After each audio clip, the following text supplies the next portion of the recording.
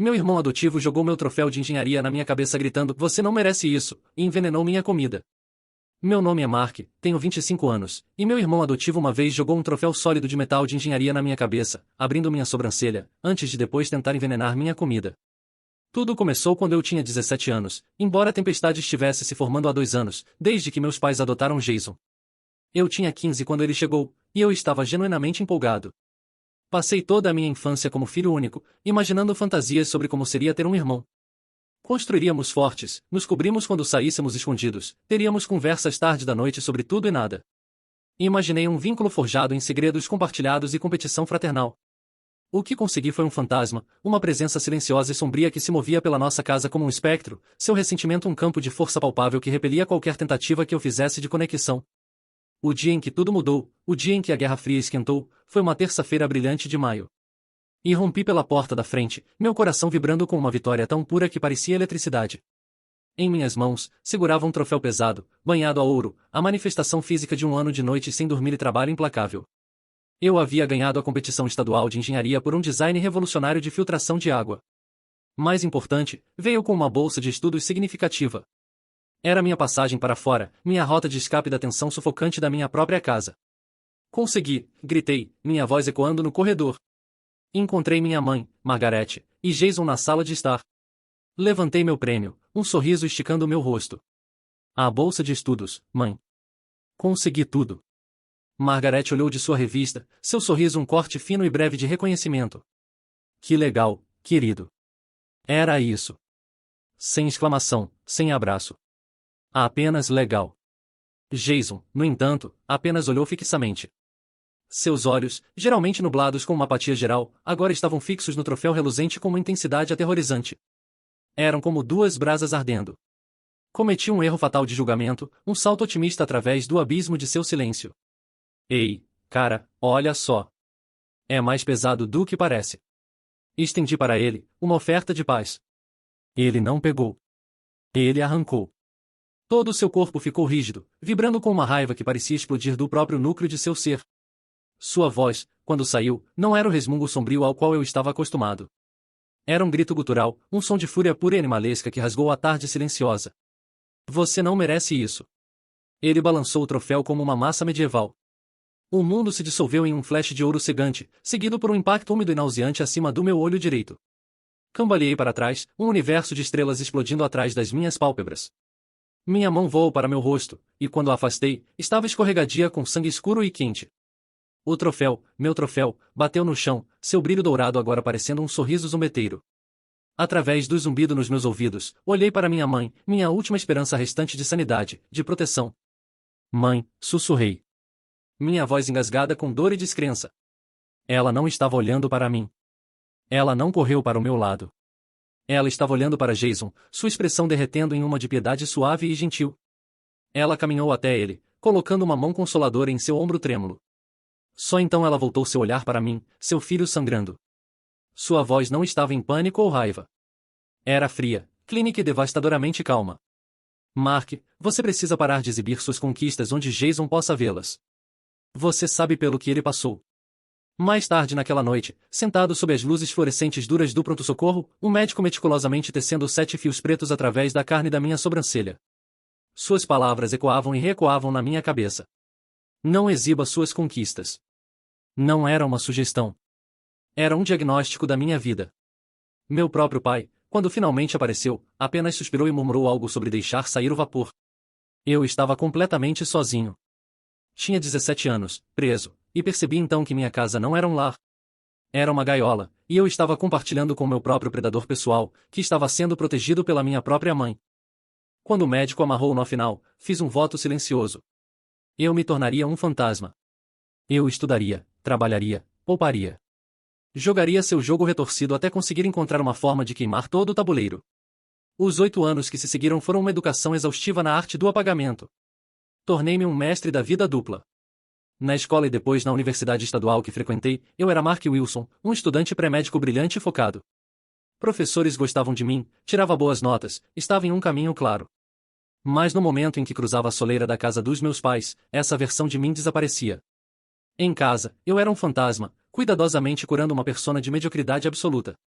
Aprendi a falar sobre minhas notas como se fossem C. Mencionaria um projeto bem-sucedido como um esforço de grupo onde mal contribuí. Tornei-me um fantasma, assombrando as bordas da minha própria vida, tudo para manter a paz, para evitar acordar o dragão que era a inveja do meu irmão. Uma inveja que minha mãe parecia alimentar com sua piedade constante e sufocante. A sabotagem, no entanto, não parou. Apenas se tornou mais insidiosa. O primeiro golpe real veio durante a primavera do meu último ano do ensino médio. Os envelopes grossos das universidades começaram a chegar. Eu corria para casa todos os dias, meu coração batendo forte, e os levava escondido para o meu quarto antes que alguém pudesse ver. Tinha ofertas de Duke, Carnegie Mellon, e uma bolsa quase completa para um programa prestigioso de engenharia em Stanford. Eram minhas cápsulas de escape, prova tangível de que uma vida diferente era possível. Mantive-as escondidas em uma caixa de sapatos debaixo da minha cama, um mapa secreto do tesouro para meu futuro. Uma tarde, cheguei em casa do meu trabalho meio período na biblioteca com uma sensação de profunda incorreção. O ar na casa estava parado, mas era uma quietude carregada. Fui para o meu quarto e encontrei Jason lá, apenas olhando pela janela. Ele não disse uma palavra, apenas me deu um sorriso estranho e fugaz enquanto passou por mim na porta. Meu estômago se torceu em um nó. Esperei até ouvir sua própria porta fechar no corredor antes de me ajoelhar e alcançar a caixa de sapatos. Estava vazia, pânico, frio e afiado, arranhou minha garganta. Destruí meu quarto. Vasculhei meu próprio lixo, depois o lixo principal da cozinha, minhas mãos peneirando através de borra de café e cascas de laranja, minha vergonha guerreando com meu desespero. Nada.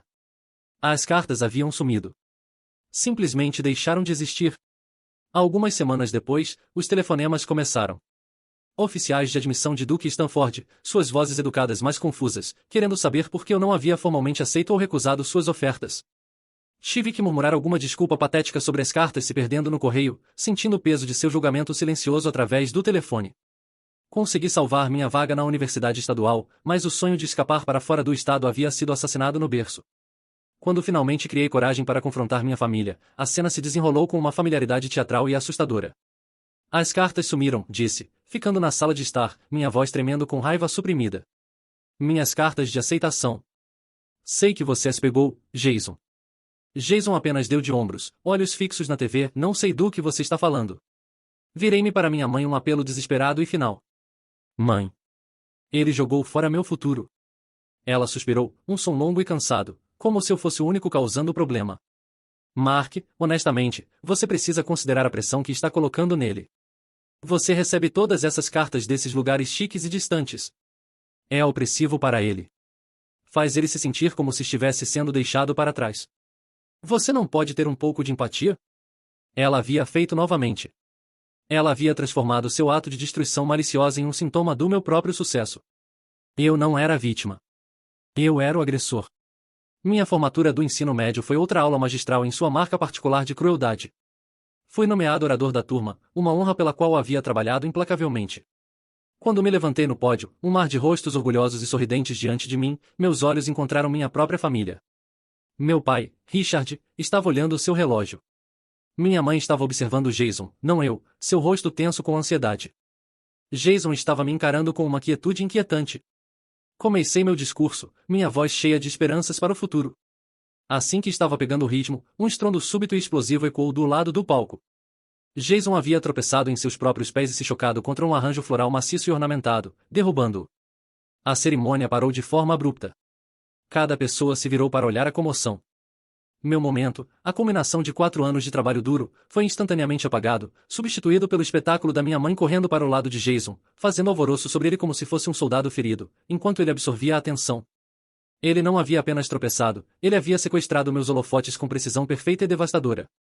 Foi no ambiente estéril e implacável do meu laboratório de química orgânica do 2º ano que finalmente encontrei uma aliada.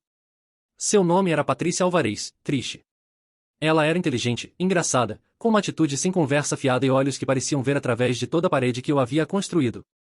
Éramos parceiros de laboratório, passando longas noites curvados sobre beckers e equações complexas. Uma noite, após uma prova brutal, estávamos arrumando nossas bolsas. Eu havia tirado 98, uma nota da qual estava imensamente orgulhoso. Meu primeiro instinto, aperfeiçoado por anos de prática, foi rapidamente enfiar o papel no fundo da minha mochila, fora de vista. Trish notou. Uau! O que você está fazendo? Ela perguntou, levantando uma sobrancelha. Escondendo um 98? Cara, se eu tirasse essa nota, mandaria laminar e usaria como colar. Tentei rir da situação. É apenas complicado em casa. Ela parou de arrumar e me olhou, seu olhar firme. Quão complicado. E pela primeira vez na minha vida, contei tudo a alguém. As palavras simplesmente saíram de mim. Uma torrente de dor e humilhação suprimidas. O troféu e os 7 pontos. As cartas destruídas. O fiasco da formatura. A pressão constante e moedora de ser pequeno, de ser menos, de ser invisível. Quando terminei, minha voz rouca, esperava piedade. O que consegui foi algo muito melhor. Consegui raiva. Seus olhos estavam em chamas. Mark, ela disse, sua voz baixa e feroz. Essas pessoas não são sua família. São seus captores. E você precisa começar a planejar sua fuga. A partir daquele dia, Trish se tornou minha tábua de salvação. Seu apartamento se tornou meu refúgio seguro. Meus papéis importantes, meus prêmios, minha própria identidade. Todos viviam em uma caixa de arquivo trancada no armário dela. Sua família me adotou extraoficialmente. Sua mãe, Sandra, um furacão caloroso e estrondoso de mulher, me declarou tragicamente magro e fez sua missão pessoal me alimentar. Passar o dia de ação de graças em sua mesa barulhenta, caótica e alegre foi uma revelação. Foi um vislumbre de um universo paralelo onde famílias realmente celebravam umas às outras. Foi a primeira vez que entendi pelo que estava lutando, não apenas do que estava fugindo. Mas o ponto sem retorno, o ato que cortou o último fio esfiapado da minha conexão com minha família, veio no verão antes do meu último ano.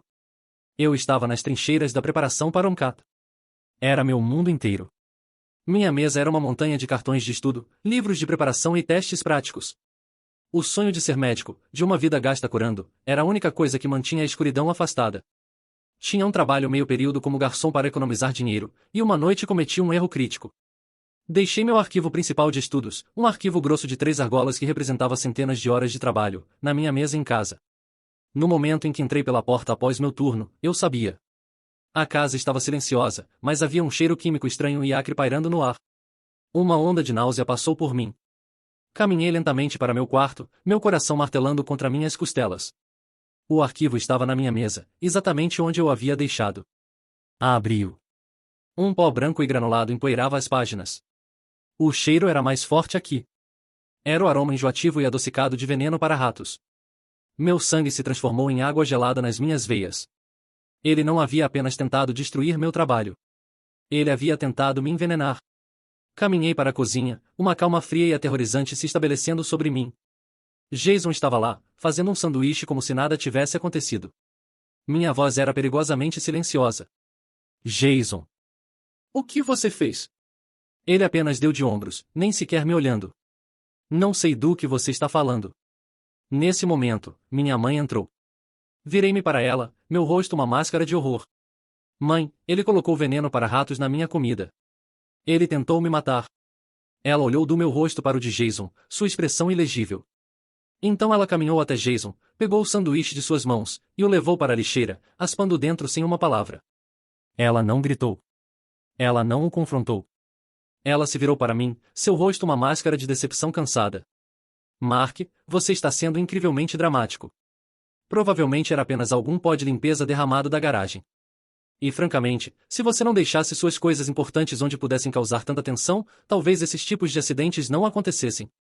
Foi isso. Foi o momento em que meu amor por ela morreu. Não era apenas capacitação. Isso era cumplicidade ativa e voluntária em uma tentativa à minha vida. Recuei do quarto, fui para meu quarto e tranquei a porta. Liguei para Trish, minhas mãos tremendo tão violentamente que mal conseguia segurar o telefone.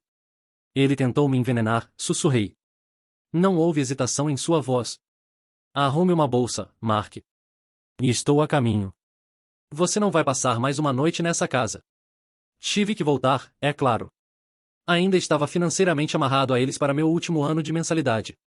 Mas não era mais filho deles. Era um espião em um país hostil, coletando inteligência, jogando o jogo longo, esperando o meu momento. Criei uma nova pasta no meu laptop, protegida por senha. Nomeei-a a guerra. Pontuei no percentil 99 no MCAT. Candidatei-me às melhores faculdades de medicina do país usando o endereço de Trish como meu. E então, numa tarde chuvosa de março do meu último ano, o e-mail chegou. Uma oferta de admissão para minha primeira escolha, meu sonho impossível, Escola de Medicina Johns Hopkins. Caminhei para fora na chuva, deixando-a me encharcar até os ossos. Um batismo em minha nova vida. A guerra não havia acabado, mas eu havia acabado de encontrar a arma que ia vencê-la. Entrar em Johns Hopkins não era apenas uma aceitação. Era uma proclamação de emancipação. Era um futuro que havia forjado para mim mesmo em segredo. Um testamento a cada exame escondido, cada hora estudada na biblioteca, cada oração silenciosa de que um dia eu sairia. Sabia que tinha que contar aos meus pais. Não para sua aprovação, há muito havia parado de me importar com isso, mas pela simples logística de me mudar para outro estado. Encarei como uma transação comercial, um aviso formal da minha partida. Marquei a reunião na sala de estar, o palco de tantas das minhas humilhações passadas. Fiquei de pé enquanto eles se sentaram, uma mudança sutil na dinâmica de poder que só eu estava ciente. Não os deixei ficar confortáveis. Tenho algumas notícias, anunciei, minha voz desprovida da empolgação que realmente sentia. Fui aceito na escola de medicina Johns Hopkins. Estarei partindo para Baltimore no final do verão. A reação foi reveladora. Meu pai, Richard, que havia aperfeiçoado a arte de se misturar com a mobília, realmente se endireitou. Um lampejo de algo, era choque? Orgulho? Cruzou seu rosto. Johns Hopkins? Meu Deus, Mark, isso é realmente algo. Foi a resposta mais engajada que havia recebido dele em anos. Minha mãe, Margaret, no entanto, não parecia orgulhosa. Ela parecia predatória. Um sorriso lento e calculista, do tipo que nunca tocava seus olhos, se espalhou pelos seus lábios. Oh, querido, isso é maravilhoso, ela ronronou. Que solução perfeita. Gelo se formou no meu estômago. Uma solução para quê? Para Jason, é claro, ela disse, seu tom leve e arejado, como se discutisse o tempo. Baltimore é renomada por seus programas de trauma. É a oportunidade perfeita. Ele pode se mudar com você. Vocês podem conseguir um apartamento de 2 quartos juntos. Será tão benéfico para sua cura ter você por perto. Até ajudarei com o aluguel para garantir que vocês fiquem confortáveis. O quarto inclinou. O ar saiu dos meus pulmões. Suas palavras pintaram um quadro dos meus piores pesadelos. Jason, com seu temperamento volátil e histórico de destruição, tendo uma chave para minha nova vida, uma chave para meu apartamento, meus livros didáticos, meus equipamentos futuros, minha sanidade. Não era uma sugestão. Era uma invasão. Não, disse. A palavra era uma pedra, pequena mas pesada, jogada no quarto silencioso. Seu sorriso desapareceu, substituído por uma máscara de indignação fria. O que você acabou de dizer para mim? Eu disse não, repeti, minha voz mais forte agora. Ele não vai comigo. Este é meu recomeço. Vou sozinho. A máscara da mãe cuidadosa se dissolveu completamente, revelando o tirano inflexível por baixo. Não se atreva a ser tão egoísta, Mark. Depois de tudo que esta família fez por você, você simplesmente abandonaria seu irmão quando ele mais precisa de você? Se você realmente quer o melhor para ele, ajudará ele a se curar. Uma risada amarga escapou dos meus lábios. O melhor para ele é uma equipe de médicos, não um refém emocional. O que vocês fizeram por mim foi ficar parados e assistir enquanto ele sistematicamente tentou destruir minha vida. Chega, ela estalou, sua voz como gelo rachando. Vejo como é. Se você sair por aquela porta para ir para Baltimore sozinho, então você está sozinho em todos os sentidos da palavra. Nem mais um centavo para a mensalidade. O carro está em meu nome, então pode esquecer. Você será cortado, completamente. Ela se recostou, confiante de que havia jogado sua carta Trump. A ameaça de dívida esmagadora de empréstimo estudantil era uma arma poderosa. Mas quando olhei para ela, tão certa de sua vitória, não senti medo. Senti uma raiva libertadora e estimulante. Ela havia exagerado na jogada. Tudo bem, disse, minha voz assustadoramente calma. Levantei-me, sentindo-me mais alto do que jamais havia me sentido naquela casa. Vou pegar os empréstimos. Saí do quarto, deixando um silêncio atordoado em meu rastro. A guerra havia sido oficialmente declarada. Dentro de horas, a primeira onda de ataques começou. Meu telefone tocou com uma chamada da minha tia Linda, irmã da minha mãe e tenente-chefe em seu exército de manipulação. Mark, querido, sua mãe está simplesmente inconsolável. A voz de Linda escorria com uma simpatia falsa e pegajosa. Ela me ligou, chorando muito. Como você pôde ser tão cruel? Você sabe como Jason é frágil. Família deveria cuidar de família, não importa o que. Ela também contou que ele tentou me envenenar? Tia Linda? Perguntei secamente. Houve uma breve pausa. Bem, sua mãe explicou que foi um mal-entendido, um acidente terrível. Desliguei. Em seguida veio uma mensagem do meu primo, Eric. Era um cara decente no fundo, mas tinha um ponto cego para as teatralidades da minha mãe. Cara, mamãe acabou de me ligar, disse que você está totalmente abandonando o Jason. Não é legal, cara. Qual é? Tentei explicar, mas foi inútil. Minha mãe já havia enquadrado a narrativa. Eu era o filho frio, ambicioso e ingrato, abandonando meu pobre irmão traumatizado pelos meus próprios sonhos egoístas. A campanha mudou de psicológica para tática. Algumas semanas depois, estava trabalhando um turno em uma farmácia local, tentando economizar cada dólar que pudesse. Era uma tarde silenciosa até a porta da frente fazer o barulho e minha mãe entrar, com Jason a reboque. Ela sorriu para minha gerente, uma mulher gentil mais agitada chamada Sra. Gable. Olá. Estamos apenas aqui para ver Mark praticar nossos exercícios de separação, ela anunciou alto, para o benefício de qualquer um ouvindo, acostumando Jason a ver Mark em seu ambiente profissional. É parte de sua terapia. Queria me dissolver nos ladrilhos do chão. Tentei me ocupar abastecendo prateleiras, minhas costas para eles, minhas orelhas queimando, mas podia sentir sua presença. Podia sentir a energia inquieta de Jason. Ele começou a vagar pelos corredores, pegando coisas e as colocando de volta, seus movimentos bruscos e agitados. Minha mãe o seguiu, não o parando, mas o observando com um foco inquietante. Jason, querido, cuidado com isso, ela diria, sua voz um pouco alta demais, chamando a atenção. Era uma performance para uma audiência de eu. Ela estava me mostrando que podia me alcançar em qualquer lugar. A tensão finalmente estourou. Jason soltou um grunhido baixo de frustração e varreu seu braço através de uma exposição de vitaminas. Garrafas plásticas bateram e quicaram pelo piso de linóleo, uma bagunça caótica e barulhenta. Foi calculado, disfarçado como um surto desajeitado. Minha mãe correu para o lado dele. Oh, coitadinho, você está sobrecarregado, ela arrulhou, esfregando suas costas. Ela ignorou completamente a bagunça que ele havia feito, me deixando para me apressar e limpar sob o olhar desaprovador da minha gerente e os olhares dos clientes. Mais tarde, senhora. Gable me chamou de lado. Mark, ela disse, sua voz gentil mas firme. Gosto de você. Você é um bom trabalhador, mas não pode trazer esse drama para meu local de negócios. Este é seu aviso final. Dirigi para casa naquela noite em uma fúria fria. Ela estava vindo atrás do meu futuro, meu presente e minha sanidade. Estava tentando queimar toda a ponte que eu tinha, me deixar sem escolha além de me render aos seus termos. Naquela noite, fiz a ligação mais importante da minha vida. Liguei para Trish e contei tudo a ela. Ela está tentando te quebrar, Mark. Está tentando te isolar até que você não tenha nada restante, Trish disse, sua voz sombria. Precisamos partir para a ofensiva. Ela colocou seu pai no telefone. Sr. Alvarez era um litigante corporativo, um homem que pensava em termos de alavancagem, evidência e estratégia. Mark, ele disse, sua voz um rumor calmo e autoritário que cortou meu pânico. Sua mãe está tratando isso como uma aquisição hostil. Precisamos tratar como um caso legal. A partir deste momento, você documenta tudo. Cada ligação, cada mensagem, cada visita não anunciada. Compre um gravador digital. Comece um registro. Hora, data, resumo da interação. Não estamos apenas planejando uma fuga a mais. Estamos construindo um caso contra ela. Um fogo que não sabia que tinha se acendeu no meu peito. Ele estava certo. Não era mais uma vítima indefesa. Era o requerente no caso da minha própria vida. No dia seguinte, comprei um microgravador. Configurei um novo endereço de e-mail e comecei a encaminhar cada mensagem manipulativa. A pasta no meu laptop que uma vez chamei de plano de fuga agora foi renomeada para evidência. O convite para a cerimônia do jaleco branco de Johns Hopkins chegou alguns meses depois, enviado com segurança para o endereço de Trish. Era um convite lindo e grosso de cartolina, um símbolo de tudo pelo que havia lutado. A cerimônia era um rito sagrado de passagem. O momento em que você é oficialmente bem-vindo à profissão médica. É claro, ela descobriu. Tia Linda me ligou uma semana depois.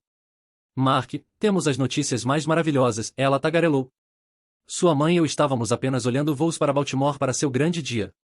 Estamos muito, muito orgulhosas. Não perderíamos pelo mundo. Meu sangue gelou. A imagem delas na audiência, do ressentimento ardente de Jason, do sorriso petulante e proprietário da minha mãe, ameaçou me sufocar. Elas viam minha maior conquista como nada mais que outro palco para seu drama familiar. Desliguei o telefone, minha mão tremendo não de medo, mas com uma nova e arrepiante determinação. Elas achavam que isso ainda era o show delas. Pensavam que podiam simplesmente se inscrever no roteiro. Peguei um bloco legal fresco e uma caneta. Tudo bem, mãe, pensei, um sorriso sombrio tocando meus lábios. Você acha que está vindo para minha cerimônia? Você não faz ideia para o que realmente está vindo. A guerra estava prestes a ter sua primeira grande batalha, e eu seria quem escolheria o campo de batalha. Os 2 meses que antecederam a cerimônia foram uma aula magistral em compartimentalização. Para o mundo exterior, eu era apenas Mark, o futuro estudante de medicina, trabalhando turnos duplos na farmácia e estudando intensamente para exames finais. Mas nas horas silenciosas da noite, eu era um estrategista, um general tramando uma campanha complexa de desinformação e manobra legal. Meu plano tinha que ser hermético porque sabia que isso não era apenas sobre ter um dia pacífico. Era sobre mudar fundamentalmente o equilíbrio de poder para sempre. Meu primeiro movimento foi semear desinformação. Com precisão cirúrgica, entrei na minha conta negligenciada do Facebook, uma cidade fantasma digital que sabia que minha mãe e tia ainda monitoravam como falcões. Encontrei uma foto genérica de um auditório grande e moderno online e postei. A legenda foi criada para máxima credibilidade. Não posso acreditar que a cerimônia do jaleco branco seja em apenas uma semana. A culminação de um sonho. Tão empolgado para ver todos no incrível auditório Sheffer no próximo sábado às 10 horas. Johns Hopkins futuro médico abençoado. As hashtags foram um toque de genialidade nauseante. O auditório Sheffer era um local real no campus de graduação. Uma milha sólida e uma caminhada confusa de 20 minutos longe da escola de medicina. A cerimônia real, é claro, era no auditório Turner, um prédio que nunca encontrariam sem orientação, às 14 horas. A armadilha estava armada. Em seguida, passei a fortalecer minha posição. Tirei um dia de folga do trabalho e fiz uma peregrinação ao campus médico Johns Hopkins em Baltimore. Não estava lá como turista. Estava em uma missão. Encontrei o escritório de segurança do campus, um pequeno prédio de tijolos despretensioso. Sentei-me através de uma mesa de madeira gasta de um supervisor de segurança chamado Douglas Reynolds. Era um homem nos seus 50 anos tardios com um olhar calmo e firme e uma presença formidável. Sabia que apenas dizer a ele, minha família é louca, não seria suficiente. Precisava dar-lhe uma razão para agir. Coloquei minha evidência em sua mesa, não com emoção, mas com os fatos frios e duros de um briefing legal. Mostrei-lhe o relatório policial que havia arquivado anos atrás após a tentativa de envenenamento. Havia sido descartado como uma briga familiar, mas o registro da queixa existia.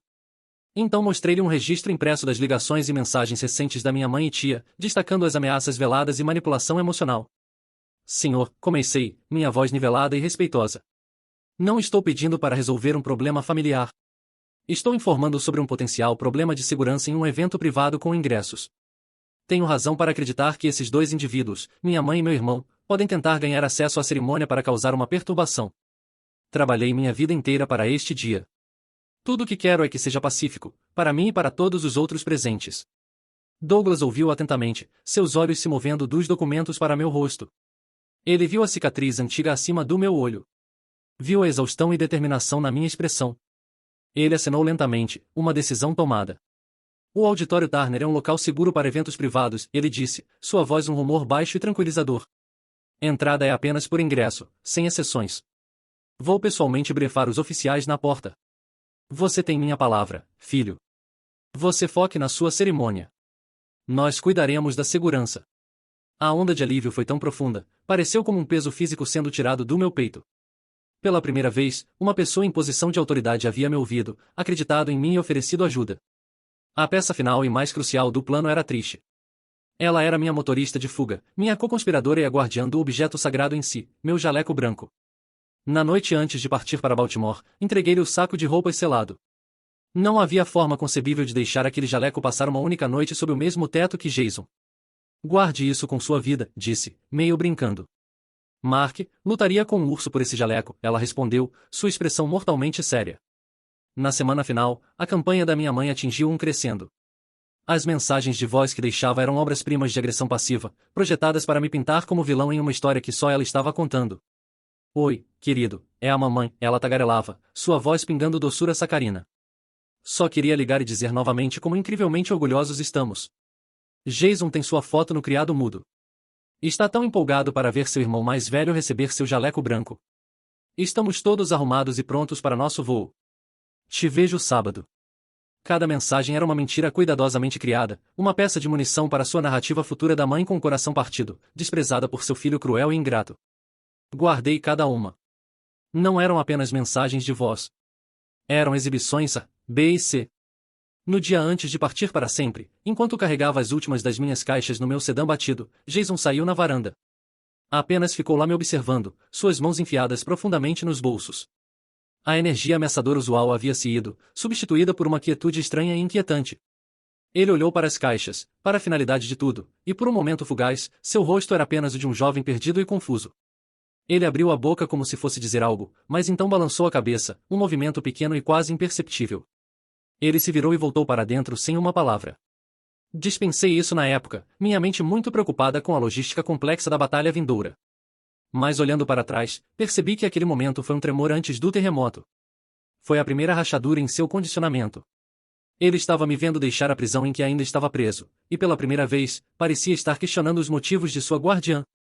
A manhã da cerimônia foi uma aula magistral em evasão controlada. Trish, minha general leal, me pegou às 6 horas. Meu telefone estava desligado e guardado no porta-luvas. Eu estava oficialmente um fantasma. Dirigimos direto passando Baltimore e tomamos café da manhã em um restaurante sonolento 1 hora ao norte, matando tempo, deixando a primeira parte da minha armadilha se desarmar milhas de distância. Às 13h30, circulamos de volta, navegando pelas ruas labirínticas de Baltimore até o campus médico. Conforme as instruções de Douglas, usamos um passe de estacionamento da equipe que ele havia deixado para mim e entramos no complexo Turner através de uma entrada lateral silenciosa. O contraste era chocante. Lá fora, minha família estava provavelmente em um estado de pânico e fúria crescentes. Dentro, havia uma calma silenciosa e reverente. Estudantes internos e vestidos nítidos circulavam, seus rostos iluminados com empolgação nervosa. Trish me entregou o saco de roupas contendo meu jaleco branco. Vai pegá-los, doutor, ela sussurrou, me dando um abraço feroz. A cerimônia foi mais profunda do que eu poderia ter imaginado. Sentado entre meus pares, senti um senso de pertencimento que era inteiramente novo para mim. O reitor da escola de medicina falou sobre honra, sobre serviço, sobre a confiança sagrada entre médico e paciente. E então a chamada começou, nome após nome, uma ladainha de esperança e dedicação. Mark Wilson. Meu coração martelou no meu peito enquanto caminhei para o palco. A luz era quente, acolhedora. 2 dos meus novos professores, um cirurgião renomado e um pesquisador brilhante, seguraram meu jaleco branco aberto. Quando deslizei meus braços nas mangas, o tecido nítido e pesado se assentando nos meus ombros, pareceu como uma armadura que havia forjado eu mesmo. Apertei suas mãos, meu sorriso genuíno e desimpedido pela primeira vez na memória. Olhei para o mar de rostos, e tudo o que vi foi o calor de propósito compartilhado. Sem olhares, sem perturbações, apenas o aplauso firme e respeitoso para um colega. Foi, numa palavra, perfeito. Depois, na recepção formal, finalmente me permiti relaxar. Conversei com colegas de classe, compartilhei uma risada com Dr. Thornton, e até vi meu primo Eric, que era estudante na escola de negócios e havia vindo mostrar seu apoio. Mark, isso é incrível, cara. Sério, parabéns, ele disse, me puxando para um abraço fraternal. Mas ei, pergunta estranha. Minha mãe disse que sua mãe e tia estavam voando para te surpreender. Você as viu? Um sorriso frio e sombrio tocou meus lábios. É uma longa história, Eric. Vamos apenas dizer que o voo delas foi desviado. Eram quase 16 horas quando decidi que era hora. Caminhei para um canto silencioso do salão de recepção e, respirando fundo, liguei meu telefone de volta. Imediatamente convulsionou na minha mão, vibrando sem parar enquanto uma enxurrada de notificações se derramava. Uma dúzia de chamadas perdidas da minha mãe. Uma sequência de mensagens que pintavam um quadro perfeito de sua raiva escalante. 10h15 e estamos no auditório Sheffer. E está começando. Onde você está? 10h45 e Mark, isso não é engraçado. Voamos todo o caminho aqui por você. Me ligue agora mesmo. 12 horas e algum estudante finalmente nos disse que a cerimônia é no Turner às 14 horas. Por que diabos você mentiria para nós? 14h30 e eles não nos deixarão entrar no prédio. Dizem que é um evento privado com ingressos. Mark, você precisa sair aqui e resolver isso agora mesmo. 15h15 e sua crueldade é inacreditável. Você vai se arrepender disso. O plano havia funcionado melhor do que eu imaginava. Nosso grupo, uma mistura alegre de estudantes e professores, começou a sair do auditório para o sol brilhante do final da tarde. E foi então que os vi. De pé perto da entrada do pátio principal, como 2 nuvens de tempestade, estavam minha mãe e Jason. Seu rosto era uma máscara de fúria pura. No momento em que seus olhos se fixaram em mim, ela começou a marchar para frente, um míssil teleguiado de raiva. A batalha final havia chegado. Mark Wilson, ela gritou, sua voz afiada o suficiente para cortar vidro, silenciando a conversa alegre ao nosso redor. Todos pararam, se virando para olhar a fonte da comoção. Como se atreve? Como se atreve a humilhar sua família assim? Não recuei. Mantive minha posição, uma calma estranha se estabelecendo sobre mim. Este era o momento para o qual havia me preparado. Isso termina hoje, mãe, disse. Minha voz baixa mas carregando no silêncio. Oh, você está absolutamente certo que termina, ela cuspiu, fechando a distância entre nós.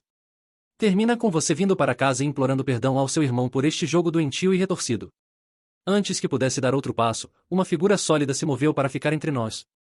Era Douglas, o supervisor de segurança, sua expressão ilegível. Estava flanqueado por um policial uniformizado do campus. Senhora, vou ter que pedir para baixar a voz e recuar, Douglas disse, seu tom educado mas firme como aço. Isso é um assunto de família. Ele é meu filho, ela gritou, tentando empurrar passando por ele. Na verdade, disse, minha voz cortando limpamente através de sua histeria, é um assunto legal.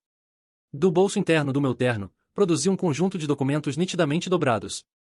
Entreguei uma cópia ao policial uniformizado. Esta é uma ordem de restrição temporária concedida pelo Tribunal do Circuito da cidade de Baltimore ontem à tarde. Estipula que Margaret e Jason Wilson estão legalmente proibidos de chegar a menos de 100 metros da minha pessoa, minha residência ou meu local de educação. Vocês estão atualmente violando uma ordem judicial. O efeito foi instantâneo. O sangue drenou do rosto da minha mãe. Ela olhou para os papéis na mão do policial, sua boca abrindo e fechando silenciosamente, como um peixe lutando por ar.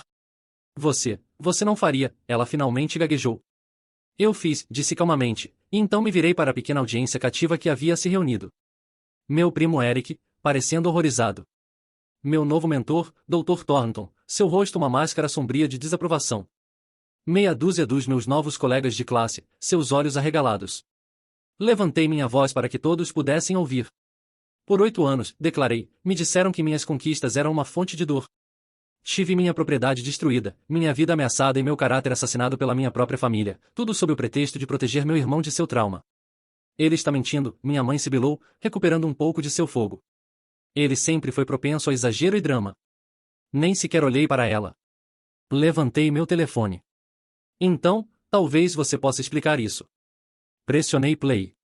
A gravação estava cristalina. A voz da minha mãe, capturada de sua ligação com tia Linda, encheu o pátio silencioso. Não, você só precisa dizer a todos que Mark está sendo egoísta. Enfatize o quanto Jason está sofrendo. Precisamos isolá-lo, Linda.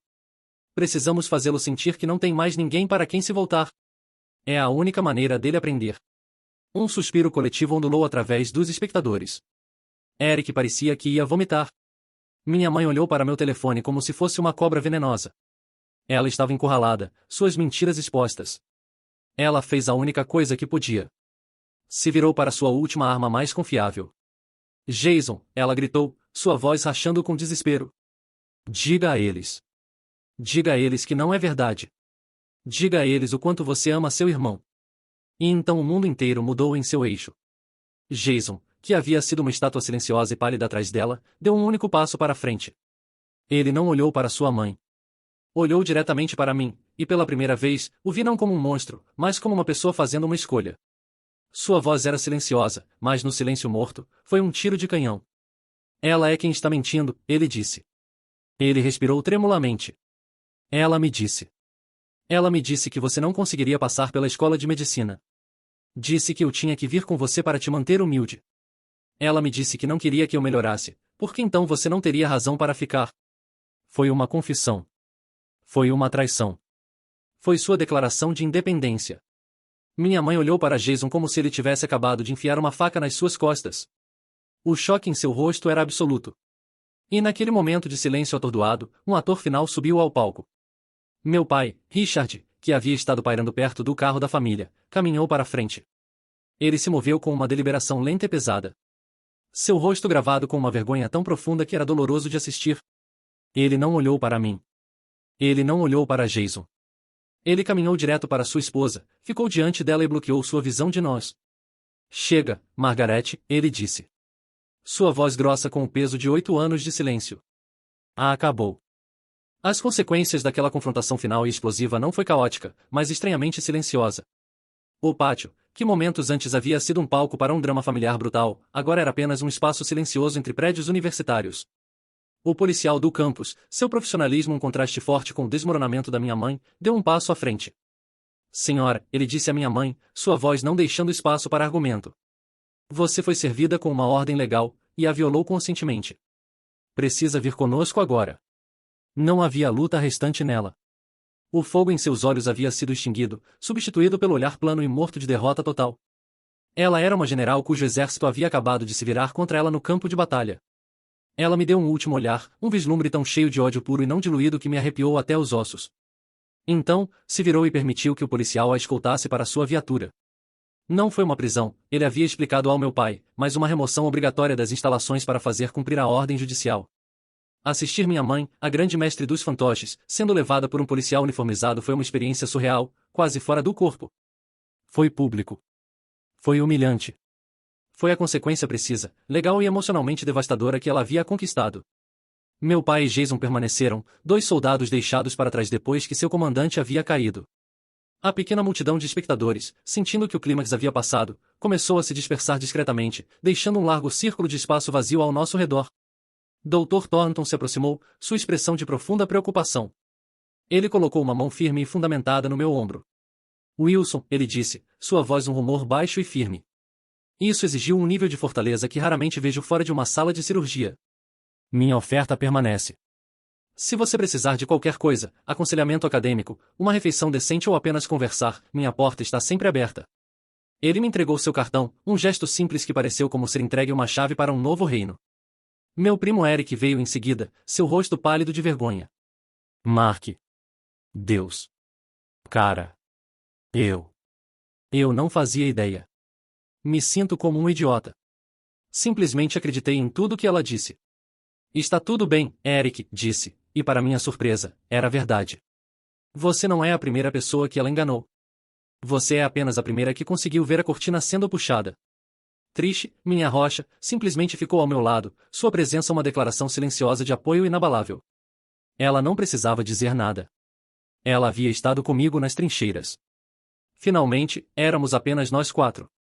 Eu, Trish, meu pai e Jason, à deriva nos destroços. O silêncio se estendeu, grosso com palavras não ditas. Meu pai finalmente o quebrou, sua voz rouca, seu olhar fixo na alvenaria aos seus pés. Eu falhei com você, Mark, ele sussurrou, as palavras parecendo lhe custar muito.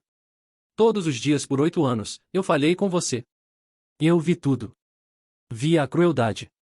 Ouvi as mentiras. E não fiz nada. E escolhi o silêncio. E escolhi a paz. E escolhi errado. Não há desculpa para isso. Nenhuma. O que eu poderia dizer a isso? Ele estava certo, então apenas lhe dei a verdade. Não, disse baixinho, não há. Ele finalmente ousou encontrar meus olhos, e vi um homem escavado por sua própria covardia.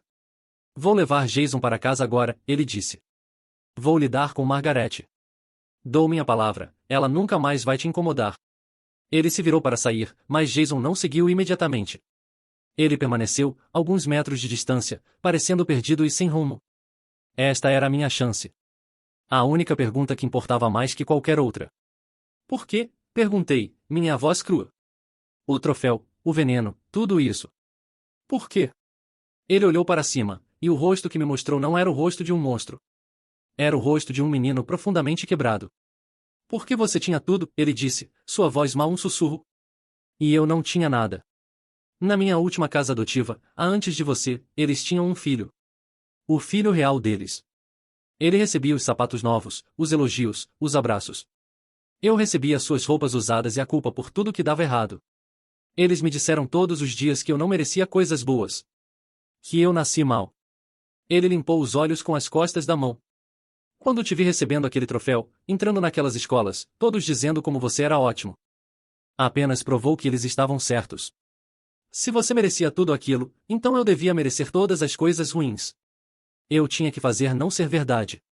Eu tinha que fazer você não merecer. Te odiar era mais fácil que me odiar. Não era um pedido de desculpas. Nunca seria suficiente para apagar as cicatrizes, literais e figurativas. Mas era uma razão. Uma razão frágil, humana e de partir o coração. O que ela disse, pressionei, precisando saber. Sobre não querer que você melhorasse. Isso era verdade? Ele deu um aceno agudo e brusco.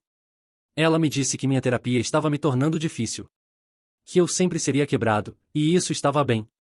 Disse que meu trabalho era ser sua âncora. Para te impedir de voar tão alto que você esqueceria da família. A verdade final e feia se encaixou. Ela não havia estado protegendo uma criança traumatizada. Ela havia estado cultivando uma arma. Consiga ajuda real, Jason, disse. Minha voz mais suave do que pretendia. Se afaste dela. Para seu próprio bem. Ele apenas acenou novamente. Um navio perdido reconhecendo um farol. Então ele se virou e seguiu meu pai para o carro, me deixando sozinho com Trish nas longas sombras do final da tarde. A batalha havia acabado. O inimigo estava vencido. Mas não me senti triunfante. Apenas me senti silencioso. E pela primeira vez em tanto tempo quanto me lembrava, senti a sensação inconfundível, aterrorizante e estimulante de estar completa e absolutamente livre. Naquela noite, meu telefone tocou. Era meu pai. Ela está em casa, ele disse, sua voz plana e exausta. Dei um ultimato a ela, Mark. Encontrei um centro de tratamento comportamental interno em outro estado. Ela arruma uma bolsa e vai amanhã e assina uma procuração temporária para mim para seus assuntos. Essa é a opção 1. A opção 2 é eu pedir divórcio primeira coisa na manhã, e me certificar de que a ordem de restrição seja feita permanente e que os procedimentos de divórcio incluam cada pedaço de evidência que vimos hoje. Ela tem até às 8 horas para decidir. Fiquei atordoado em silêncio. Foi a ação mais decisiva que já havia visto ele tomar. Obrigado, finalmente consegui dizer. Não me agradeça, ele disse, sua voz rachando. Estou 8 anos e uma vida inteira atrasado. Você apenas vá ser um médico, filho. Vá viver sua vida. Eu cuidarei das consequências. Desliguei o telefone e olhei pela janela do meu novo apartamento para as luzes cintilantes de Baltimore. A guerra havia acabado. O processo longo e incerto de reconstrução estava prestes a começar. O primeiro ano da minha nova vida foi um exercício em desaprender. Tive que ensinar meu sistema nervoso que o som de um telefone tocando não significava um ataque vindo. Tive que treinar meus olhos para não escanear cada multidão por um rosto familiar e ameaçador. Por meses, vivi com um zumbido de baixo grau de ansiedade, uma espera constante pela outra bota cair. Mas ela nunca caiu. Minha mãe, enfrentada com a ruína total de sua reputação e a perda de seu marido, havia escolhido o tratamento. Ela desapareceu da minha vida tão completamente como se tivesse sido apagada. O silêncio que deixou em seu rastro foi ensurdecedor no início, mas lentamente, se transformou em uma paz profunda e curativa. Com o zumbido constante e drenante do drama familiar seguido, minha mente pareceu que havia sido supercarregada. Me joguei nos meus estudos em Johns Hopkins com um foco singular que não sabia que era capaz. A bioquímica complexa. As horas exaustivas no laboratório de anatomia. Não era uma tarefa árdua. Era um privilégio. Era a vida pela qual havia lutado. Dr. Thornton se tornou mais que um mentor. Ele se tornou um modelo. Ele viu minha fome de aprender e a nutriu. Me convidou para participar de sua equipe de pesquisa prestigiosa, que estava na vanguarda do estudo de doenças neurodegenerativas. Sentado em uma reunião de laboratório, debatendo um ponto complexo de biologia celular com algumas das mentes mais brilhantes do país, e tendo minha opinião não apenas ouvida mas respeitada, foi uma validação tão profunda que quase me fez chorar. Não era mais um segredo a ser escondido. Era um colega. Minha família encontrada, como Trish a chamava, se tornou a base da minha nova existência.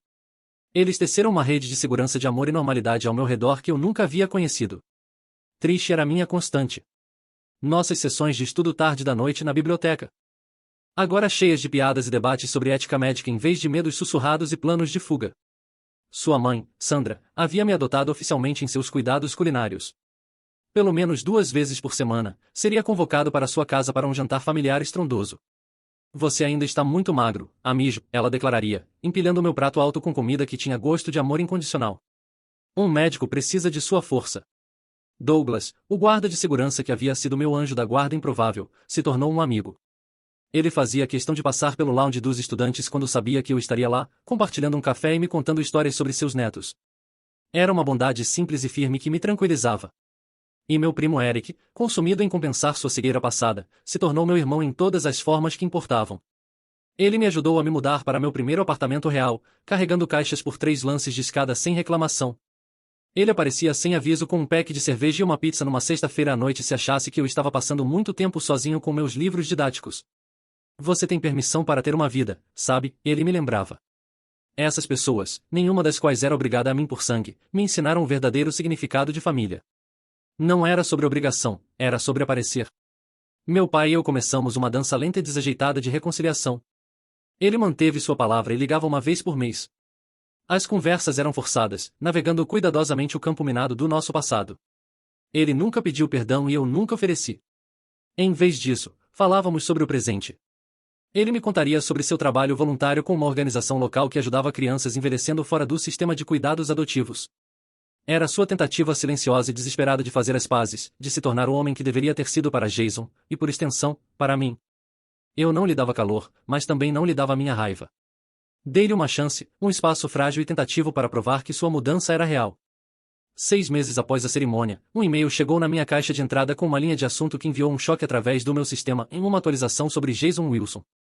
Era de um assistente social em uma instalação residencial de casa de grupo. O e-mail era breve e profissional, me informando que, por arranjo do meu pai, Jason havia sido admitido em um programa intensivo de terapia de longo prazo.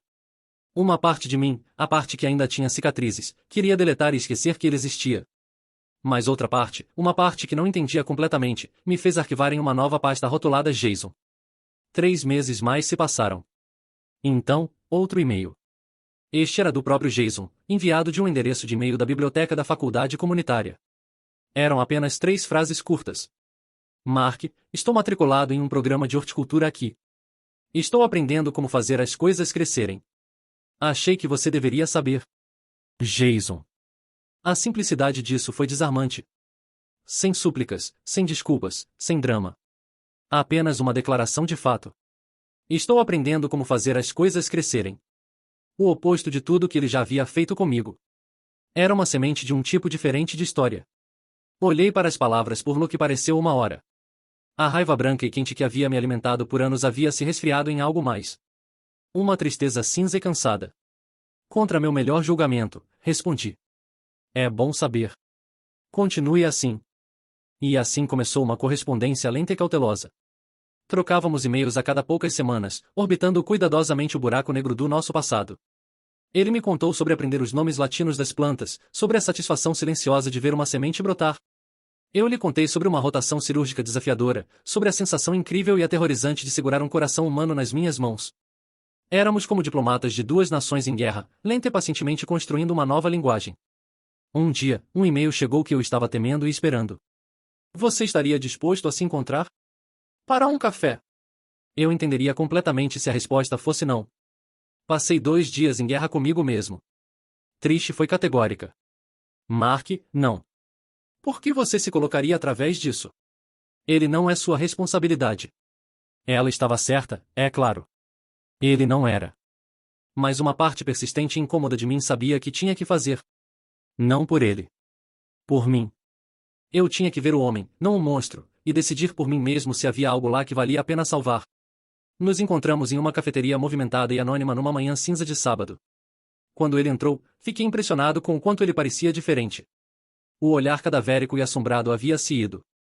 Ele havia se enchido, e a raiva perpétua em seus olhos havia sido substituída por uma calma silenciosa e observadora. Ele parecia normal. Os primeiros 10 minutos foram dolorosamente desajeitados. Falamos sobre o tempo, o café, o trânsito.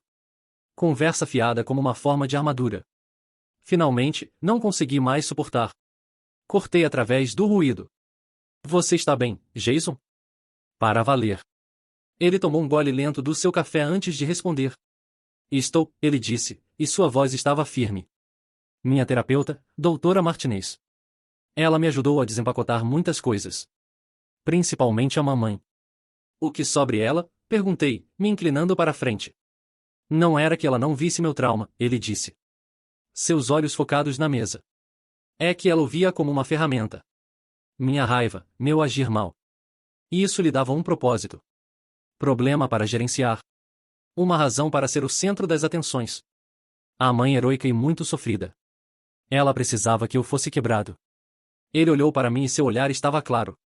E ela precisava que você fosse a causa. Enquanto ela pudesse apontar para seu sucesso como gatilho para minha dor, ela nunca teve que olhar para seu próprio papel em criá-la. Éramos 2 personagens em uma peça que ela estava dirigindo. Ele então me contou algo que fez os pelos dos meus braços se eriçarem. Por anos, ela me disse que você havia tentado conseguir uma ordem de restrição contra mim no ensino médio após o incidente. Disse que teve que contratar um advogado caro para fazer tudo desaparecer para me proteger de você. Minha mente voltou para aquele dia. Eu, um jovem de 18 anos aterrorizado, sentado numa delegacia, sendo condescendido por um policial entediado que me disse que era apenas uma briga familiar e que eu deveria ir para casa e resolver. Não havia advogado. Não havia intervenção dela. Ela havia pegado meu grito desesperado e legítimo por ajuda e o transformado em outra fábula onde ela era a heroína, salvando seu pobre filho problemático de seu irmão cruel e vingativo. A complexidade pura e impressionante de suas mentiras era como uma teia de aranha que se estendia de volta através de nossas vidas inteiras. Ela mentiu, Jason disse, minha voz rouca. Fui à polícia. Eles riram de mim. Foi tudo o que aconteceu. Ele apenas acenou lentamente, um entendimento triste amanhecendo em seu rosto. Sim, ele disse baixinho. Estou começando a perceber que ela mentiu sobre praticamente tudo.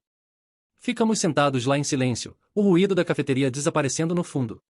O vasto abismo vazio entre nós, uma vez preenchido com tanto ódio e medo, agora estava preenchido com os destroços amargos e compartilhados do engano da nossa mãe. Não era uma ponte, nem de longe. Mas pela primeira vez, pareceu como terreno comum. 2 anos se passaram desde aquele primeiro encontro tentativo sobre café. Minha vida hoje é uma realidade que meu eu de 17 anos, remendando uma sobrancelha sangrando num pronto-socorro, não teria sido capaz de compreender. Estou profundamente no meu 3º ano da escola de medicina, encontrando uma paixão surpreendente pelo mundo intenso e exigente das rotações cirúrgicas. Meu apartamento, uma vez apenas um lugar para dormir, se tornou meu santuário. É um lugar de silêncio e luz, cheio de pilhas de livros didáticos médicos, o aroma constante de café fresco, e um senso profundo de paz. O jaleco branco não vive no meu armário. Ele pende numa moldura preta simples na parede da minha sala. Não é um troféu para ser exibido. É um mapa, um lembrete da estrada longa e difícil que percorri para chegar aqui. Esta noite, meu santuário está cheio do caos caloroso e alegre da minha família escolhida. É o 3º aniversário do que agora brincando chamamos de meu dia da independência. Trish e Eric estão presos num debate acalorado e hilário sobre as regras de um jogo de tabuleiro. Sandra, a mãe de Trish, está tentando pressionar uma segunda fatia massiva de seu famoso bolo de chocolate no Dr. Thornton rindo. Douglas está no canto, cativando alguns dos meus amigos da escola com uma história sobre seu tempo na marinha. É uma cena de felicidade simples e tão profunda que quase faz meu coração doer. Meu relacionamento com meu pai se estabeleceu num ritmo confortável e silencioso. Ele liga todo domingo. Falamos sobre seu trabalho voluntário, minhas rotações, as fortunas do Baltimore Orioles. Ele é um homem tentando ativamente fazer as pazes, não com palavras, mas com a presença firme e confiável de um pai. Ele está tentando construir um novo legado. Não falei com minha mãe. Sei, através do meu pai, que ela completou seu programa de tratamento e agora vive uma vida silenciosa em outro estado. Não guardo raiva por ela mais. Na verdade, não guardo nada por ela. Ela é um capítulo fechado num livro que não leio mais. Jason e eu ainda nos encontramos uma vez por mês. O constrangimento desapareceu, substituído por uma honestidade cuidadosa e respeitosa. Ele se formará em breve com seu grau em horticultura e tem um emprego alinhado gerenciando as estufas num grande jardim botânico. Ele encontra seu propósito na terra, na linguagem paciente e silenciosa das coisas que crescem. Ele está construindo sua própria vida, uma muda de cada vez. Enquanto estou prestes a cortar o bolo, Jason me para. Ele está segurando um presente pequeno e embrulhado desajeitadamente. Isso é para você, ele diz, um sorriso raro e tímido no seu rosto. Desembrulho cuidadosamente. Dentro da caixa está uma pequena e requintada árvore bonsai. Suas folhas verdes minúsculas e vibrantes, um testamento ao cuidado meticuloso. É uma escultura viva, um símbolo de paciência, resistência e crescimento. Enfiado em seus galhos delicados está um pequeno cartão manuscrito. Diz, para que você tenha algo para nutrir, também. Você sempre mereceu. Olho para a pequena árvore, depois para Jason. Deixo meu olhar viajar ao redor do quarto, nos rostos das pessoas que me escolheram, que me celebraram, que ficaram comigo no fogo. Por tanto tempo, pensei que sucesso era sobre os elogios, os graus, o jaleco branco. Vejo agora que estava errado. Sucesso é isso. É a paz silenciosa na minha própria casa. É a risada fácil e genuína dos meus amigos. É a força que levou para curar. É a liberdade para finalmente, depois de todo esse tempo, apenas crescer.